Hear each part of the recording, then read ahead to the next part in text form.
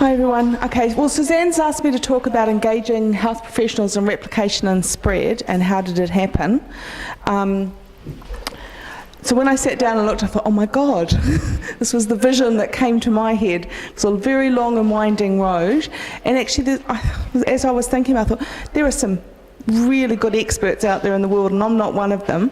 So I thought I'll just sort of talk a little bit about our journey rolling it out throughout the hospital, because you guys have all gone through the journey within the unit and are working through that process of rolling out across the hospital. So when I reflected back, some of the key factors over the journey have been around doing the groundwork, finding a believer in the areas that you're rolling it out to, having that burning platform and a clear goal of where you're going. My favourite phrase from the IHI is hope is not a plan. Although we all hope it's going to happen, you've got to have a plan to make it happen. Doing the celebration, what lots of people have talked about, and that Rome wasn't built in a day. So the groundwork for rolling it out was around discussing the evidence. This was within our unit as well, but also when we started to roll it out, telling your story to everybody that will listen, so that people hear about what's going on when you're starting to think about how am I going to roll this out somewhere else. Knocking on doors, finding somebody that's interested, looking for those opportunities, and some of that was around collecting data. We were quite lucky we have a good infection prevention control team that were able to give us where the problem areas, that doesn't sound very good, does it? Problem areas, but where there were incidents of CLAB, so that we knew where focus might be of most benefit. Finding those champions, those early adopters, vital in rolling anything out. Collecting that data, having some data that is relevant, and I guess the first golden rule was actually take the keen ones first. If somebody approaches you and wants to do it, go with it, because they're usually the most successful and the easiest. That was that tell a friend. I was like, Liz, you stole my slide, but you had more fish than I did, so it was all right. So I guess that was the thing, was tell a friend. Liz talked about it too, nursing grand rounds, medical grand rounds, talk to lots of people. Other people will then, other departments, other services will go, we could do that. Well, that could be of benefit to us, and they'll come to you rather than you going to them, which makes life a lot easier. The burning platform, this is sometimes, I found the more difficult thing, was identifying that you had a problem, but does anyone really care about it? And you had to find that champion, you had to have those patient stories, you had to have the so what difference is it going to make to this area, and why should you care about it? And that's when you can find those champions, those first believers, those early adopters, and you can utilise them, and they know their service and they know what people will care about and what the approach would be the most beneficial. Having a clear goal, I think we all know it's probably one of the best things to have, is know where you want to go. Write it down. You'll probably have to refer to it quite often, and it's quite good to know that you've got it written down, you know where you're going, and sometimes you can get on a sidetrack and you go, oh no, hang on a minute, this is actually where we want to go. And making sure that goal is realistic, but that it's motivating. And I think I've told you guys this story before. When we first developed it in the ICU, we had a big debate about our goal being 0. And it was like, we can't get to 0, why have a goal that you can't get to? And it was, we needed to actually say that 0 needed to be our goal, because it wasn't going to be okay not to do the best that we could, and if we weren't going to get to 0, who was it okay to give a CLAB to? So from that perspective, so it's about having something that motivates you, but also, I guess, being realistic. With the hospital rollout, I think 3 of the key things that were vital for us was we developed a core team of people, and it was from the ICU, but it was also our IV resource nurse from our quality unit, and we had weekly meetings, and I know that everyone looks and goes, oh my God, weekly meetings.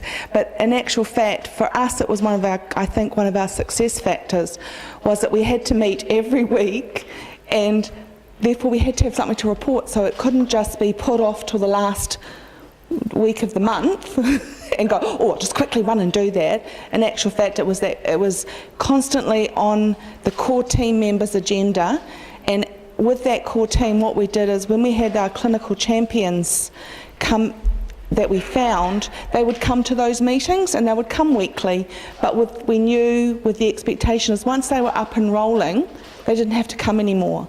The core team stayed the same, but we had various people that came and went from it. And the senior management support, I think, was probably one of the most vital things.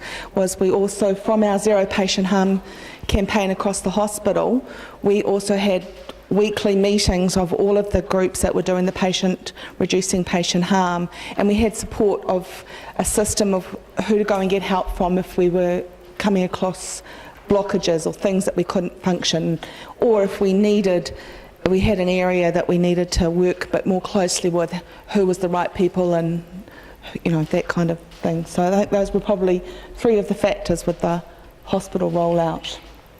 I think it's really important that you plan your introduction, that you recognise that there will be some unknown obstacles, and that you're able to adapt to those. And probably one of the biggest key was the new service or department or ward or area, they have to be the ones that are running it, and you just have to be their support. Then also, you have to be prepared also to wait for the right time. I think our radiology department is probably a classic example. We must have banged on their door multiple times, and it wasn't.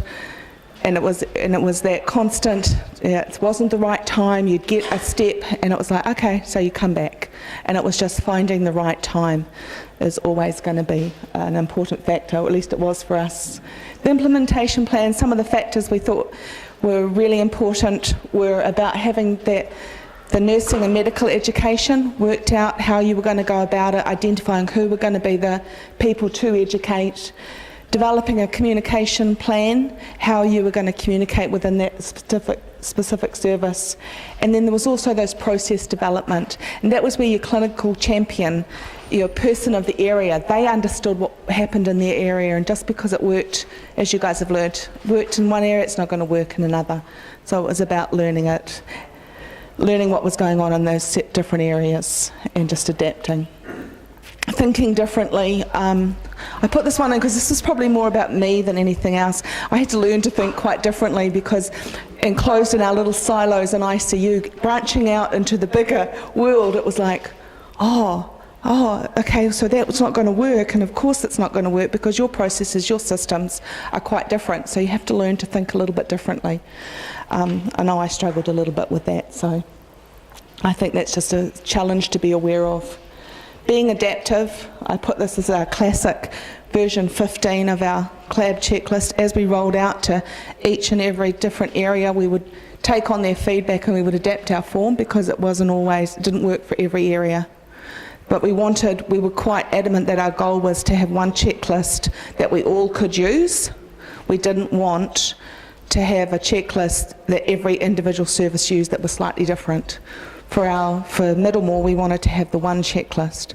So we just had to be adaptive and find ways that it would work. I was quite lucky in a sense from the unit perspective that our staff were flexible enough to go, oh God, here's another form. So, we had to make sure that it worked in their area as well, even though they felt like they had a hold on it.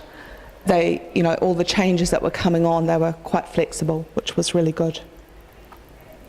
And celebrating success. Mary's not here, but I did warn her. I was going to say one of the lessons we learnt was don't ask Mary to bring the cake, because every time we asked Mary to bring the cake, they got a CLAB in an area that we were just about to go and celebrate their success with. But I think that is hugely, that positive reinforcement for staff and showing people what they're doing well is absolutely vital when you're rolling out. So here's what our list. It does take a little bit of time. Rome wasn't built in a day. For us, it did We just slowly worked our way through, started with people that came to us and moved on as people rolled out. So although we had a plan in our head and we collected data and we knew where the problems were, we had to correlate that with who actually was interested.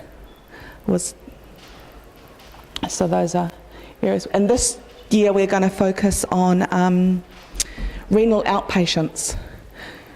In January we actually had 6 CLABs in renal outpatients, so we're going to do a different, and we recognise it'll be a hugely different challenge, but we're quite looking forward to it.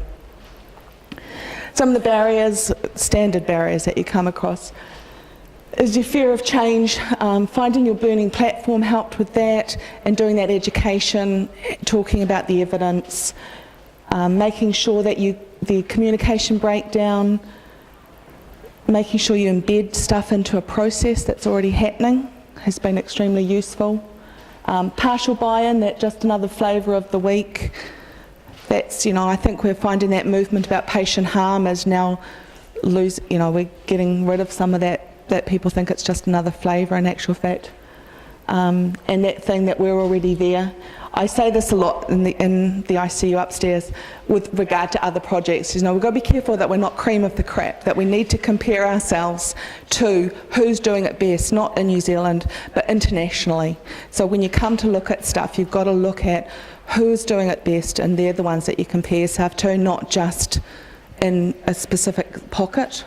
I think that's just something. Biggest thing too was about embedding it into a process. Some of the things, the CLAB insertion pack was a classic for us, and we're learning for everyone else as well.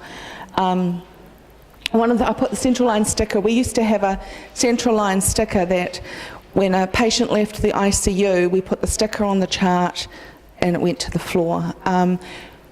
When we talked to staff about maintenance bundle insertion, maintenance bundle compliance, one of the things was the staff went, well, I do all this paperwork and then I've got to do this paperwork. So we've actually got rid of our sticker. Now that we've adapted our form and we've got the final form, we've sent it to the printer, and now the staff can all just document everything about a central line on that form. It stays in the notes, goes with the patient, and it goes around to all the wards that are doing it, so they just keep working on it. And so it's about, okay, so now we've made it, you've only got to document it in one place. So it's just embedding, trying to get it into the process. Resource nurse, as we rolled out to different wards, we found different wards had different approaches of who was going to be the one responsible.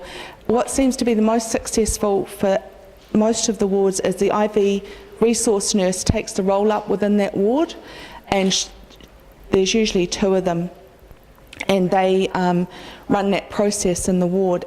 We've also just recently started doing resource nurse quarterly meetings where they all come together and they all share their learnings. So they can all talk about what they're struggling with and how one unit may have gotten through it. So we've just started doing that. Monthly reporting, I think people talked about it, having the top down, having somebody ask for your results actually encourages you to do a little bit more work. When we rolled out to theatres, we engaged very vigorously with our anaesthesiologists, and we had a lead anaesthesiologist who was a great clinical champion and worked really hard, and he had some personal stuff, and when he left the program dropped off a little bit, but because the nurse manager now has to report her CLAB maintenance, her insertion compliance, she's come to us and gone, I see that you guys are doing really well. I'm not happy to report 86% when you guys are reporting 100%. What do I need to do? And the momentum's picked up again. So I think it's about having systems in place that people have to report up to as well. And of course the investigation process, that learning that comes in. So my learnings, I guess, from the process was about, it's really important to have some local evidence. It does get easier. It's quite good. We get a little bit of competition now between the wards about who's doing better and what. So it does become easier, faster and better as you go along. So, of course, keep calm and keep going on is how it feels most days. struggle is often seen as a sign of failure rather than a precursor to success. And I think if I got this from John Heath from Make It Stick. I listened to a video clip of him. Absolutely fascinating.